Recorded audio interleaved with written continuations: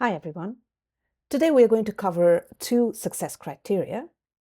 The first being 3.1.1, language of page, level A, and the next success criteria is 3.1.2, language of parts, level AA. Both of these success criteria come under the guideline readable, which is under the principle understandable. The world is a melting pot. Today, we have gazillion languages spoken all over the world. And the internet is a global village. You have everybody from every part of the world accessing the internet. They all use different languages to communicate and speak with one another and also to understand information on the internet. That is why it is very important that the language that your website communicates in has to be very clear. The screen readers work with this language, they translate it to the language that is required. Now, the way that these languages are represented digitally are via a set of codes. So you can see these are called ISO language codes, and you can see that there are like three different sets. The most used is set 1, which has just 2 alphabet in it, and you will find that for every language there is a small code, right? So for English, for example, it's EN. Okay, for French it's FR. For the other languages, for Dutch it's NL. So you can find this list of codes anywhere on the internet. So this is what is used to represent the language that is being used, and this language needs to be communicated programmatically to the screen readers and to user agents so they can translate the language into the required mode. Before we go any further to understand how these codes are used within your programs, let's first just understand the difference between language of parts and language of page. Now, language of page refers to the language that is being used within the entire page. So it's the predominant language on a page, right? Language of parts, on the other hand, is the language within sections of the page that might be a subset of a page that has a different language. For example, if there is an entire page in English, the language of page is English. But if there are parts within that page which are, say, in another language, say French or any other language, then those parts have to be marked correctly as that language code. So that those are language in parts. So both the entire page and the pages and the parts within the page that have a different language have to be marked with the correct language code so they can be read out correctly by screen readers, they can be translated correctly by user agents, and they can be consumed in the right language. So here are some examples to understand language of page and language of parts. On this website, you see that the basic language or the predominant language is English. This is a French quotes website. And then you would find that the quotes are written out in French. So we have English and parts and sections are in another language, which is French here. This is a very good example of language of parts and language of page, right? What WCAG needs us to do is we need to have the language of page identified with the language which is predominant, which is English here, and the parts to be identified with the language that it is, and in this case it is French. So you would be using the code FR here, and you would use EN for English. Here is another page with a similar format. You have these little layouts where you have the word French and then you have the language, the quote written in French, and there is a translation right below that. Also, you find that there are a lot of words within here which are actually French words. And these are again language of parts, and they all need to be given the language FR so that they can be read out correctly. One of the most common places where you would find language in parts is this language picker button that you generally have on websites, which allows you to choose the language either in English or in other languages. So here on this website, we see the language is the predominant language, or the language where we land first is English. And then we have this drop down and you have a choice of different languages. There is French, Spanish, Italian. All of these will be Dutch, will be written in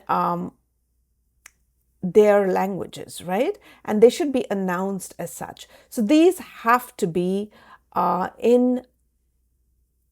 coded with the correct language code.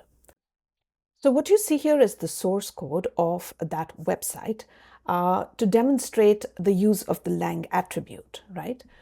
The first and the most primary for when you're going to define what the predominant language is, you would put that within your HTML tag here, right?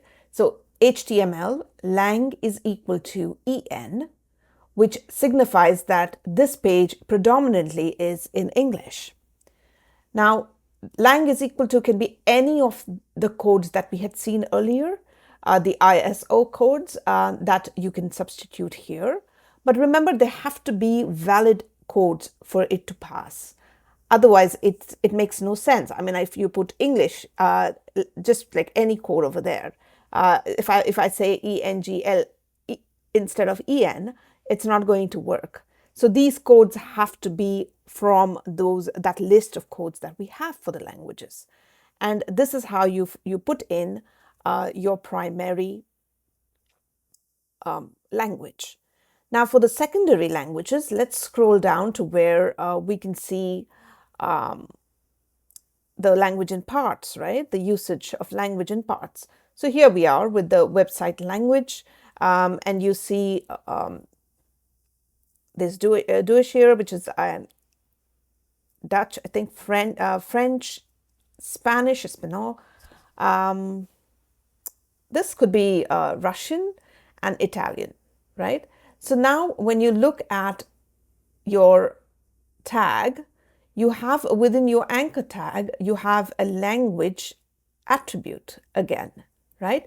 Now this language attribute has to have the correct code for each one. Like for language for Russian, it's RU. Italian, it's this IT. Okay. For Spanish, it's ES, right? For French, Français, it is FR, and so on. So you would add the correct code within the attribute that is inline for these text. Now, the interesting part is that when we do this, then the screen readers will announce the language correctly. So instead of coming here and saying French, it would say Français because the language is set to FR. We will see that with the screen reader on this website and also the quotes website, because I think the quotes website does not have the language in parts in place. So we can hear the quotes and understand what it sounds like without this. Okay. So we are going to very quickly hear this drop down with a screen reader and understand how it sounds, because we have actually put in the correct codes here, right? So the language codes are in line and they're placed correctly. And so this is what it sounds like with the screen reader. Link, Deutsch, list 6 items. Link. Français. Link. Espagnol. Link. Русский. Link. Italiano. Link. Русский. Link. Espagnol. Link. Français. Link. Deutsch. Says it better than me. Link. English. Okay, so we see that with the lang tag in place, the language and parts are pronounced and announced correctly to the screen readers, and this is very important. Has new window. So here we are going to kind of read the quotes within here, which are in French, with the screen reader, and see how they're announced. There will be parts within this which are not given the lang attribute, so they will be read out as if they're like me, like how I would read out, like a person who doesn't know French, right? So let's see. On passe une moitié de sa vie à attendre ceux qu'on aimera et l'autre moitié à quitter ceux qu'on aime. Level 2. Translation. You spend half your life waiting for the ones you love and half your life waiting to leave the ones you love. Victor Hugo, do we have to introduce him, is a 19th century French poet, playwright and writer. He is the author of Les Miserables, Notre Dame de Paris. To name but two, this may be a somewhat negative quote, but Victor Hugo was very shaken by the death of his daughter, Léopoldine. Un seul être vous manque et tout est dépeuplé. Level 2. Lamartine, Level 2. Translation. You miss just one person and everything is depopulated. A very famous quote from the 19th century poet Lamartine describes the tenfold feeling of lack that you can feel when you are far from the person you love. Lamartine is also well known for his poem La Lac, in which he speaks beautifully of the passing of time that cannot be held back. Aimer, ce n'est pas se regarder l'un l'autre, c'est regarder ensemble dans la même direction. Level 2. So we see how the language in parts is read out.